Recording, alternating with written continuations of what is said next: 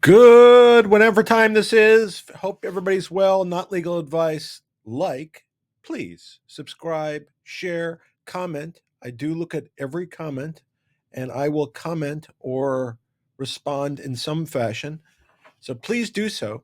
I enjoy the comments. I enjoy that you're responding.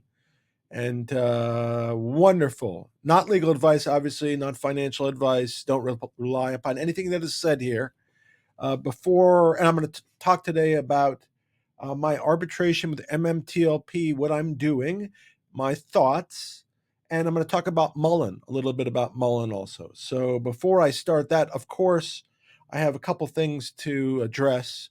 Like, for example, how do you stop a bull from charging? Of course, you cancel its credit card.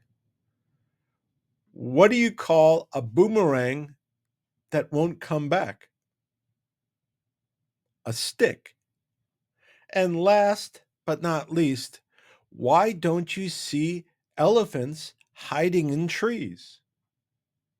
Because they're really good at it. Anyway, um, I had filed. So this talking about arbitration, MMTLP. I sued Fidelity, or I proceeding in arbitration against Fidelity. I originally sued in federal court. I was moved to arbitration, where I'm proceeding. There is the court in federal court is theoretically monitoring our proceeding because that would be where any judgment would get confirmed from an arbitration. But they're not actively involved. However, I'm going to bring them up to speed. So I had filed several, excuse me, I had filed several motions, including several discovery motions. And I filed discovery motions because I thought there were extraordinary circumstances justifying the need for discovery, because we haven't been able to find out what's going on, because that's the standard for discovery motions, and because they filed a U3 halt. By definition, FINRA made that finding already.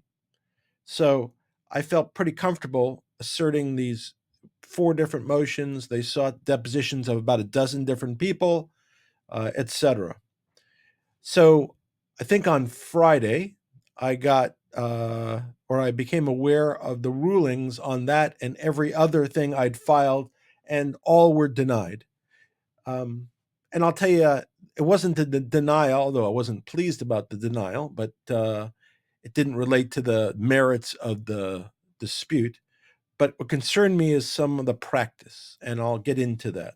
So I prepared and am filing, as soon as I finish with this video, a motion for recusal. Recusal means I'm asking the arbiters, the three, to voluntarily step down, and a request for a stay while I brief the federal court on what's going on and ask them for guidance.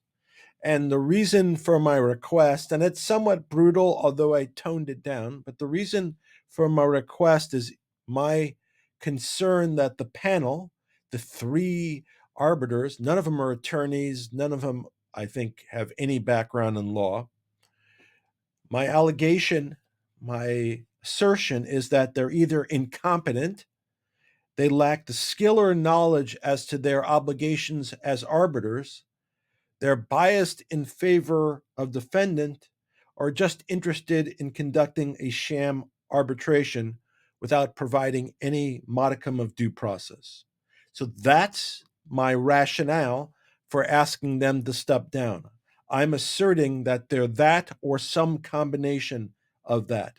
And in my document that I filed, or am filing as soon as I get off, I describe the facts that occurred since October 2021 through December 4th, the fact that I bought all my Fidelity shares of MMTLP after December 6th, at a time that Fidelity was already aware of the shenanigans that were going on.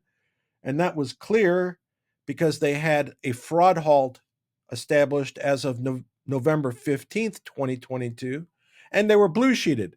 So they were blue sheeted on the 4th of December, so they had to be aware of the shenanigans that were going on prior to selling me any shares of any of MMTLP, which to this date, as of right now, are valueless and diluted. And if you recall, it was supposed to be a 1-to-1 change from MMTLP to NextBridge non-diluted. And we have dilution, I think, before, we have dilution after. And fraud was so obvious amongst all the regulators and brokers that as of 12/6, Fidelity had already been blue sheeted and knew, and all the regulators knew, but they still proceeded like all was okay. And the fact that this was an extremely rare U3 halt invoked and admitted by FINRA, which by definition requires extraordinary circumstances. And since the time of the U3 halt, neither FINRA, the SEC, or Fidelity at any point have clarified the problem that existed or still exists or produced documents or share counts to clarify that issue 1 year later. And that the extraordinary circumstances that FINRA asserted in their U3 halt is the same standard that's required for special discovery in an arbitration. I also indicated that months ago, long before we got into the substance of this arbitration, I expressed my concerns as to the process itself. In fact, I proceeded in federal court because of my concerns about the process. Once the panel was picked, due to some procedural issues I had with how it was picked, I further objected to the composition of the panel. I was ordered to arbitrate by the federal court, so we proceeded. And I will report back to the federal court, and I've indicated to the arbiters that I will be reporting back to the federal court. So I filed multiple motions, but the most important ones were the discovery motions, especially discovery motions which specifically sought depositions. Now, not only did they deny all motions, but they gave no rationale, so no reasoning for any of the denials, nor did they permit any oral argument or hearings. So no reasoning and no hearings. However, the order, so there's like a very brief order that's created by the arbiters. That order implied that there was an oral argument. And I think that implication is false. And I made sure to indicate that I thought the order is asserting something or acting in a deceptive manner. So these guys were not attorneys based upon my observation of them at the first initial conference. And I indicated there's no way possible that these guys could have understood the issues they ruled upon without oral argument. I also indicated, in line with the cases that we've been covering recently, that it's a violation of my Fifth Amendment due process rights, my Seventh Amendment rights to a jury trial. It violates the non-delegation doctrine and the appointments clause. It also seemingly, there's no reason that FINRA should have immunity. So my request to the arbiters is resign and issue a stay. And in the meantime, I'm going to go to federal court and ask for guidance. And I'm going to attach a copy of what I'm filing and attach a declaration on top of that. I'm going to go indicate that, in effect, notwithstanding what I've told you here and whatever else, I'm going to assert that this arbitration as conducted by these three panelists is a sham and does not provide proper process. And, just the bottom line is, I'm not going to tolerate a sham arbitration without a fight. So here we are. I don't mind the fight, but here we are. I'm not going to tolerate just nonsense by arbiters. So I will keep you apprised. This will be filed. I'm sure I will get responses, and then I will file something in federal court, and I will keep you apprised of that too. But we're not going down without a battle, and we're not going to let these arbiters knock us out of the box without fair proceedings, or at least without fighting all the way. So that's that. Last but not least, I saw Mullen, a press release on Mullen after that December 6th news spoofing case. And I noted that at the same time in the PR that a short selling case was voluntarily dismissed by Mullen. And I know a prior spoofing case was recently dismissed in the GTI matter.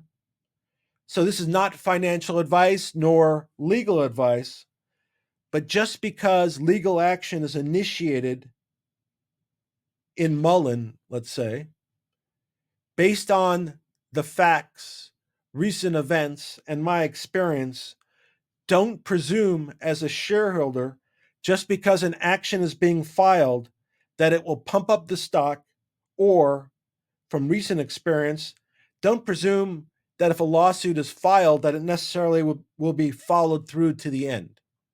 Don't make that presumption, because that might cause you to make errors in your judgment and might cause you to make financial errors. I'm not telling you what to do.